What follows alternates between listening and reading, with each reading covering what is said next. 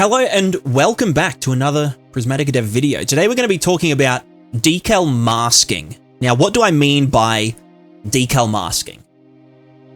So if we go into our little session and let's just create a material, we're going to go and set the material domain to be deferred decal and the blend mode to be translucent. Now let's grab my face, Yeeto Mosquito, and we're going to chuck this into the opacity, and essentially we're just going to put my face. I can just drag a decal into this thing. Now for some reason my foliage isn't receiving decals. I'm just going to change that for the sake of the video real quick. Blah blah blah, receive decals, there we go. We have a decal and maybe for some funny reason we want it to be this big, right? We want it to cover this amount of space. However, I don't want it on this cube. For whatever reason. This cube, I just really don't want this decal on this cube, or this type of decal on this cube. Maybe this is like a character that I don't want to receive, you know, the kind of ground cracking effects and stuff. You know, you don't want it to like show up on their shoes because maybe you needed the decal bounds to be big enough to account for the curvature of the landscape. We want to just exclude it from this thing. Now, that isn't to say that we don't want any decals to be on this cube. So for example, maybe we want blood splatters to still appear on this cube or this character, but just not this guy right here. So, how do we go about doing this? Well, in our decal mask example, we can actually access, this is a little known fact, we can actually access some of the scene textures. Where the hell are they? Scene texture. So these are like post-process buffers, usually, but we can actually access some of them in the decals. So if I just plug this in, it should give me an error, and it says, decals can only access scene depth, custom stencil, and world normal. Now this should give you a little clue onto what the heck we're going to be doing with this node. So the first type of masking we're going to look at is custom depth stencil masking. This is probably the most selective of them. Now let's grab our scene depth and our custom depth. We could get our custom stencil. There is one just called Stencil Mask Compare. If you do want to know what it's doing under the hood, it's pretty much just saying if A is equal to B, then return 1, which is yes. And if not, return 0, which is no, we don't want to show this. So if we go back to here, we just say ID stencil mask number 3, for example. And then we're just going to multiply our opacity by that value. So anywhere that it isn't stencil mask 3, we are going to get a completely see-through decal. So now if we look, again, none of these have been assigned to the custom depth pass. Maybe I just want these two. So let's go render custom depth pass, custom depth pass. And then, you know, stencil value 1, nothing. Number 2, nothing. Number 3, bam, we're getting the decals. So this is saying render the decals only if they are stencil number 3. In the initial pitch, we were saying we want it on everything, including the foliage. Now, foliage is just especially fucky. We want it on everything except this guy. So in that case, we would actually want to set these guys custom depth to be disabled. And especially if you're dealing with things like, you know, landscape grass types, like the auto landscape grass, where you can't draw it to the custom depth, you want to use an exclusion mask instead. So we could say custom depth stencil number 3, 1 minus the mask, and put that into here. So this will draw it everywhere, including on our foliage and everything that is receiving decals in the first place. But on this one, if we set it to be custom depth stencil 3, it won't receive the decal. So you could exclude, you know, channel number 3 from your character mesh by drawing it to the custom depth pass, and then it would be excluded from those particular decals. But you could draw other decals to your character that didn't have this little bit of logic in the decal material. Now, one thing you might notice about doing any kind of masking like this is that it doesn't give a frick about depth.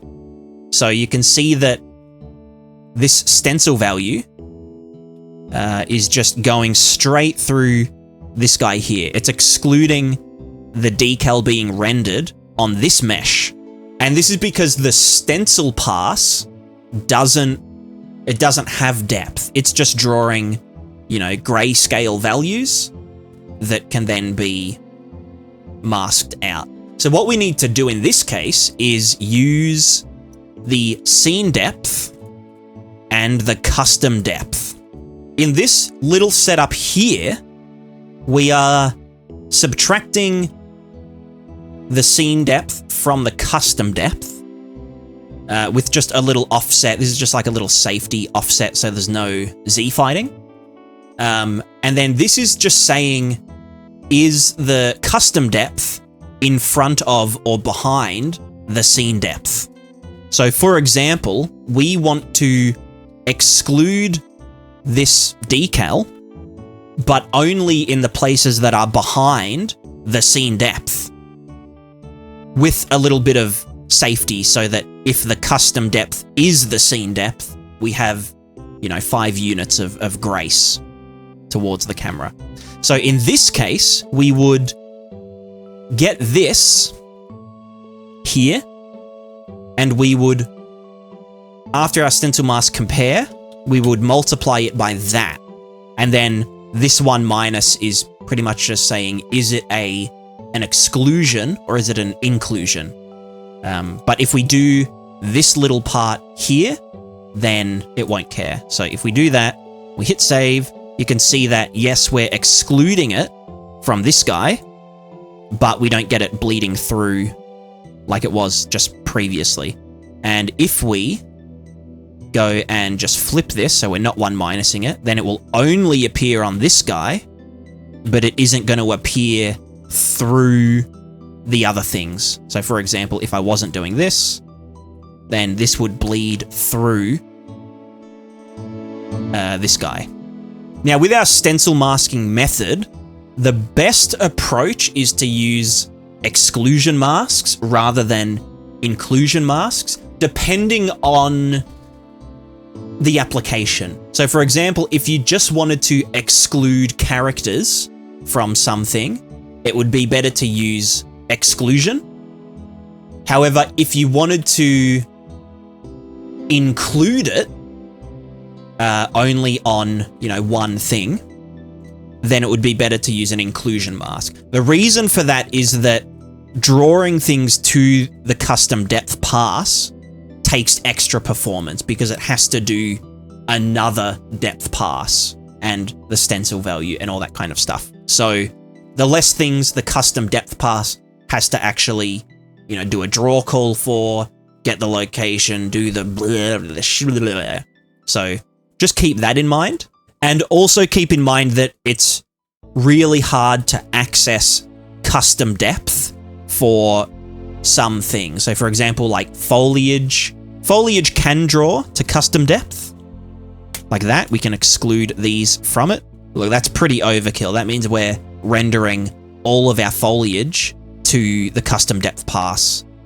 So we're doing 2 depth passes for all of the foliage. Now, just to prove that this works, you know, with multiple thingers, let's just duplicate this. Except this one will make like red. This will be the evil face. And then I'll chuck this into the world, and it's red. But let's give it a different stencil variable. Maybe this one can be an exclusion for things that are stencil mask 2. So this red one, drawing everywhere, including on the one that is including this decal. So this decal here, no matter how big it is only going to get drawn on this guy. But this one is going to draw everywhere except on this guy. Stencil number 2. There we go. So that is stencil masking. One little thing you might notice is a tiny bit of fringing around the edges. Again, that's just something kind of unavoidable because of stencil masks and how they work. And you'll also notice, because we're doing that little 5 units of grace, there is a slight bleed of the exclusion/inclusion masks. So you can see here, there's a tiny bit of bleeding there. You could reduce that value, but the more you reduce it, the more you'll find flickering and some kind of weird artifacting when you're on like steep angles. Just toy around with it, you'll figure it out. Now, one thing that we could expand upon is you could use stencil mask ranges. So you could like get really freaking fancy and say that anything between 3 and 135 exclude this material. Obviously, you'd need to keep track of which things are in which stencil mask, but the way you would do that is with this tiny little bit of math here, we can get our max value and our min value. This is inclusive max and min. That's why we've got this little add 1 there.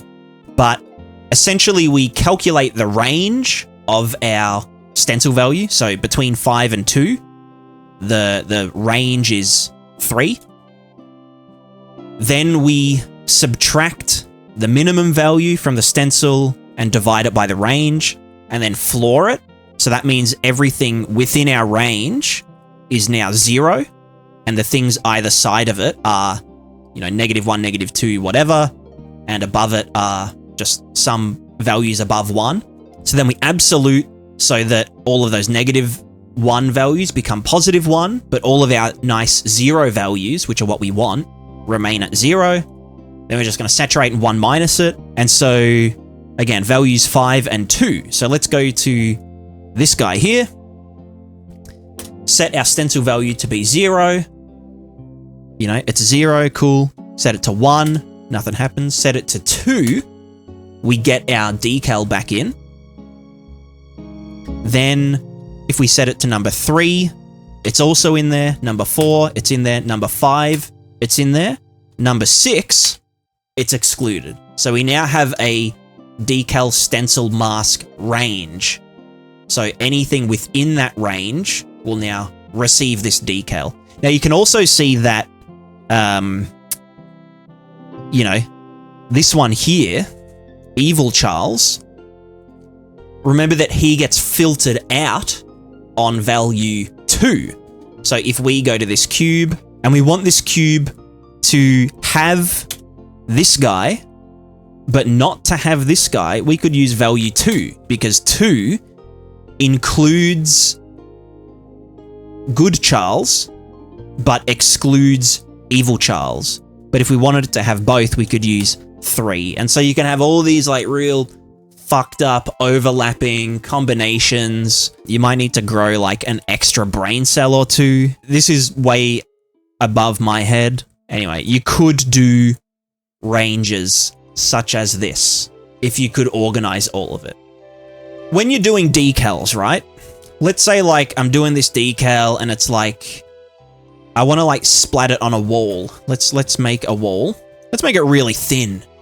Real thin boy.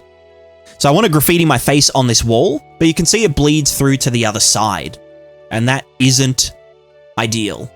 So what we can do is let's just look at our decals space by going into like object transform mode. So you can see that our decal projects in the x-axis. So if we go into our decal, and we're also doing all of these, you know, exclusion, custom depth bullshit. So we're just going to keep that over here. We have the original textures alpha going into here.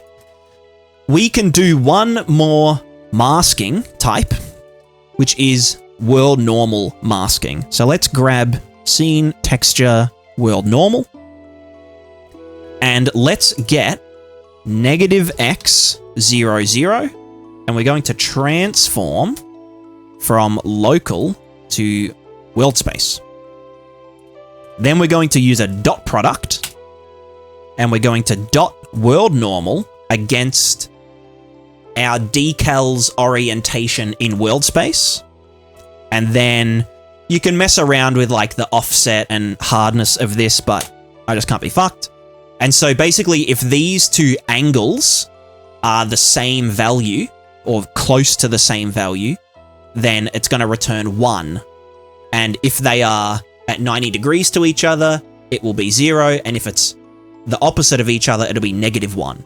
For the sake of this, we might want to just maybe multiply this guy by like 2 before we saturate it, which is just going to make it so that where the dot product, you know, would normally be 0.5, it's going to be 1 anyway.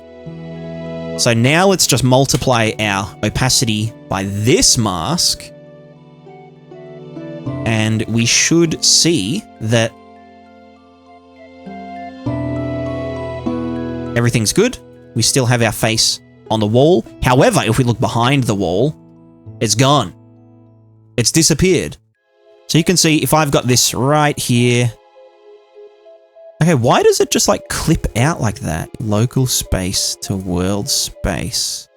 Oh shit. One thing that we'll need to do is normalize this vector before we dot it. Quite important. Because we're not dealing with positions, we're dealing with, there we go. We're dealing with vectors, like directional vectors. So now you can see as I turn this away from the wall, it will fade out. So if it's at 45 degrees, it will be only like 0.5 opacity. As I get to perpendicular with the wall, it will fade out to 0. These would all be negative values around here, and then we'll start fading it back in over here. And then as we're dead on with the wall, we have Megamind once again, but nothing on the back. Again, it's really handy for when you're doing things such as putting huge effects onto your landscape, but you don't want it to appear on like buildings that are, you know, jutting up at like, you know, right angles, 90 degrees from the landscape. So there you go. Another handy little method.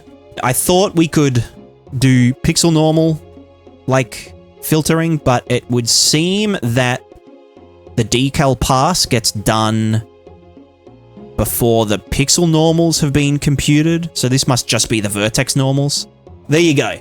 We can mask decals using stencils for individual objects that do or don't want particular stencils. You just have to figure out all of the channel stuff yourself. Someone in my chat compared it to collision channels. And then we also saw that we can mask decals based on the world normals. So if we want something to be painted on a wall, but we don't want it to show up on the other side, we can use the world vertex normals to do that masking. So hope you learned something new in today's video. If you did, make sure you've liked this video, subscribe to the channel for future videos, and if you do want to support these videos monetarily, you can do so for as little as $1 per month in the Patreon, which is always linked below. So huge mega shout out, as Epic would say, a mega shout out to all of my mega patrons who, you know, I could not do this without. So thank you very much for watching, and with that, we say goodbye. Goodbye.